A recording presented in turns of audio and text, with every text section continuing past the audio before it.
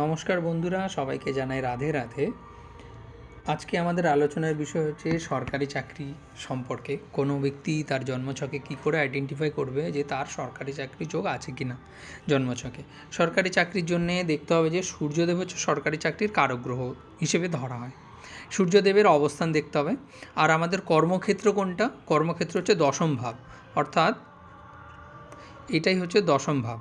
ওকে, আর এটা হচ্ছে লগ্ন। লগ্ন থেকে আমরা জানি গুনতে হয় কীভাবে। লগ্ন হচ্ছে 1 নাম্বার ভাব হয় 2, 3, 4, 5, 6, 7, 8, 9, 10। এইভাবে আমরা দশম ভাব পেলাম। দশম ভাব থেকে আমাদের কর্ম দেখায়। দশম ভাবে যদি সূর্যদেবের অবস্থান থাকে, যেমন এই জন্মছকে আছে কিন্তু এটা তুলা রাশিতে নীচ অবস্থায় আছে, আবার বর্গোত্তম, এটা আলাদা টপিক। কিন্তু আমরা দেখব যে সপ্তম ভাবে যদি সূর্যদেবের অবস্থান থাকে তাহলে ব্যক্তির সরকারি চাকরির যোগ প্রবল হয়ে যায়। ঠিক আছে।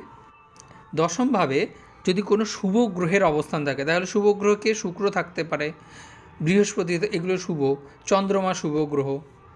ঠিক আছে, এই সমস্ত শুভ গ্রহ যদি দশমভাবে অবস্থান করে তাহলে সরকারি চাকরির যোগ আরও বেড়ে যায়।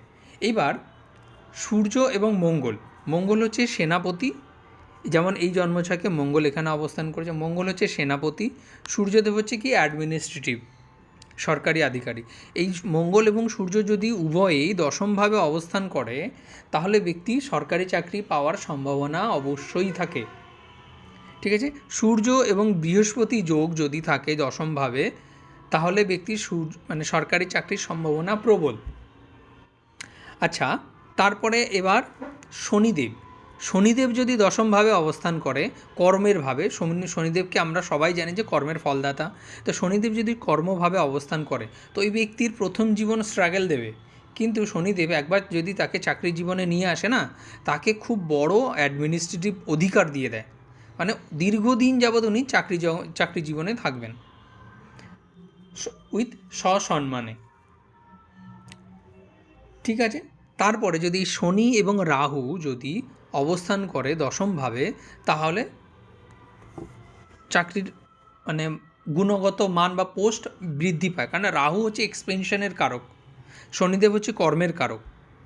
ঠিক আছে, যদি শনি এবং বৃহস্পতি যদি দশমভাবে অবস্থান করে তাতেও সরকারি চাকরির অবস্থান।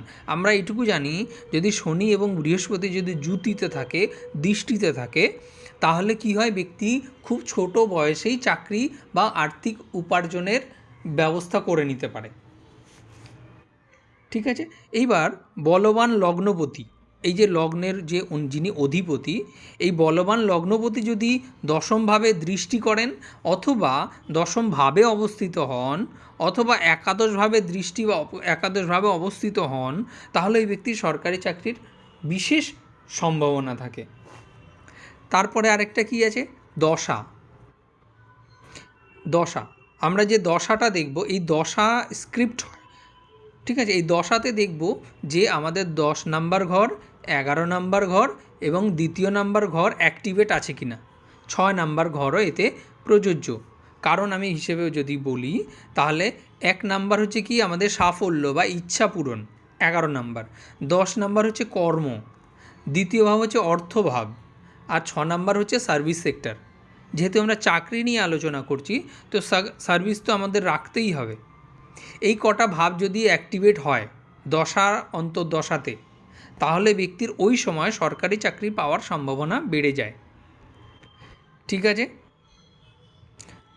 তাহলে এই যোগগুলো আপনার জন্মছকে আছে কি না একবার দেখে নেবেন, আর একটুখানি সাবস্ক্রাইব করে দেবেন দাদা, তাহলে আমার ভিডিও বানাতে উৎসাহ পাই এবং ভালো লাগে যে হ্যাঁ কেউ একজন দেখছে বা তার উপকার হচ্ছে, বা আমি যে চেষ্টা করছি মানুষকে ফ্রিতে বোঝানোর, এটা দেখে সত্যিই ভালো লাগে।